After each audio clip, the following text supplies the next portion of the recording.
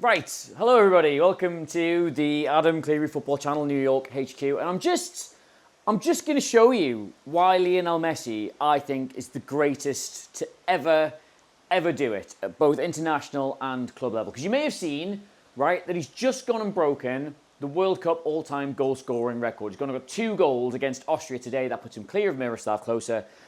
And it's not that he's done that, and it's not that he's just turned 39 or is about to or something like that.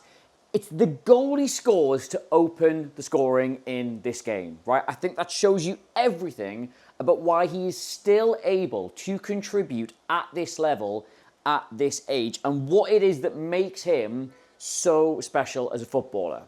And more importantly, there's a thunderstorm going on outside. I absolutely must stop watching every other game in the bar downstairs, and I've got about an hour to kill before France kicks off. Maybe you can hear that. Either way, this is why he's the GOAT.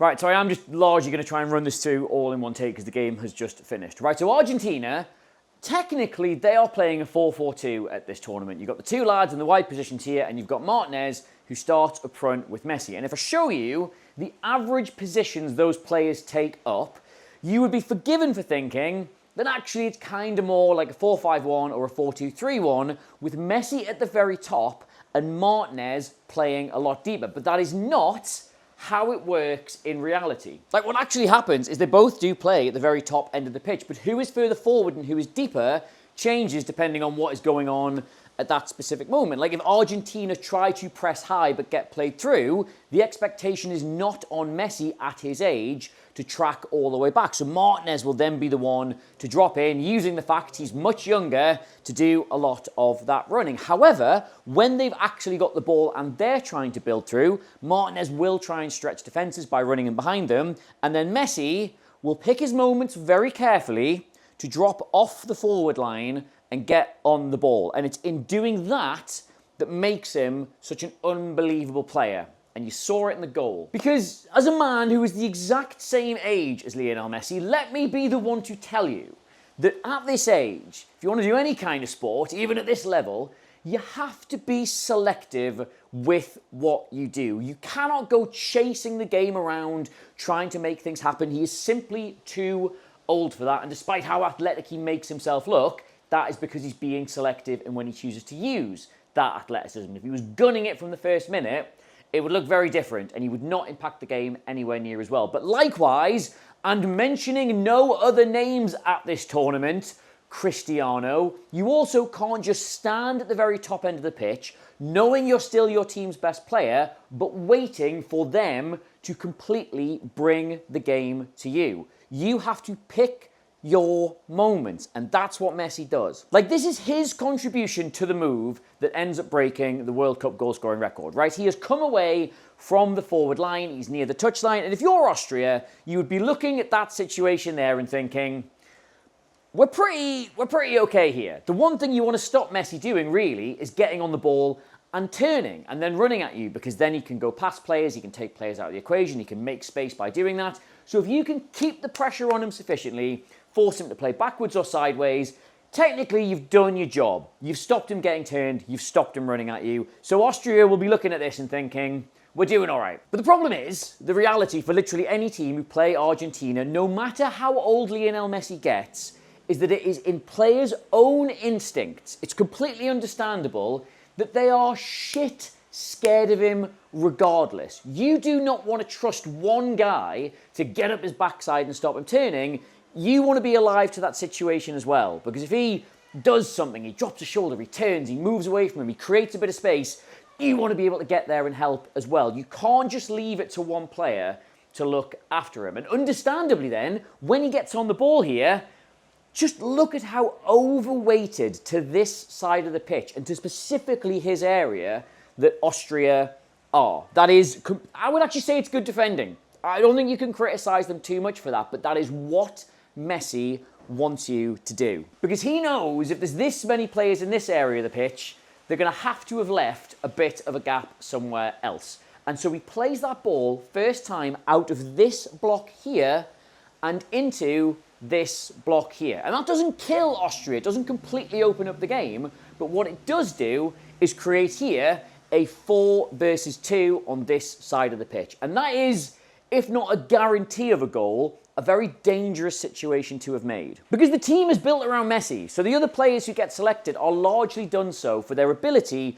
to complement his profile. So there's a lot of very good direct runners who can go back to forward very quickly and exploit the space he leaves. So these players here, they run the ball towards the box, they drag the entire Austrian defence back towards their own goal line, because that's now how you have to defend this situation in transition. And look at how deep they are when the cross comes in. That means that the space, the real space, the dangerous space, the space this move was always trying to create, is actually right here on the edge of the box. And what makes Messi so good isn't just that he helps manufacture these situations, that the gravity he has by his presence alone draws these players towards him so his teammates can do all this other stuff. It's that this isn't an accident. The second he released the ball from this move, even at his big age, kept up with play so that he would be arriving in this area at exactly the right time. And that is then a brilliant finish that has come about at the end of a brilliant team move, but started by the fear his individual brilliance can create for you. And so if you look at his heat map across the entire game, like, this is a guy who's playing at the very top end of the pitch. He is not expected to do a lot of tracking back. He actually leads the press for you in a lot of different situations, and he's the one who's on the end of all the moves you make. And yet, that is an absolute classic false nine sort of heat map. He goes looking for the ball, but not to just randomly get himself involved, but because when he drops into areas like this, that forces the opposition to crowd around him and create pockets everywhere else. And the way you can tell that's what he's doing specifically is because of how wide a lot of these touches end up being. Like, if he does it in the middle, great, that might create a little bit of space further forward, but if he does it wide, as you see with the goal, it can create huge areas of space on the other touchline. If they can play it out quick enough from there, you can get chances just like this one. And don't get me wrong, this is not me pulling my trousers. I'm actually wearing any trousers, it's far too hot in here. You do not want to see what's underneath this table. I'm not getting carried away with Australia at this tournament. I think they've been good. I think their results have been excellent. I think Messi's playing really, really well. It's great to see.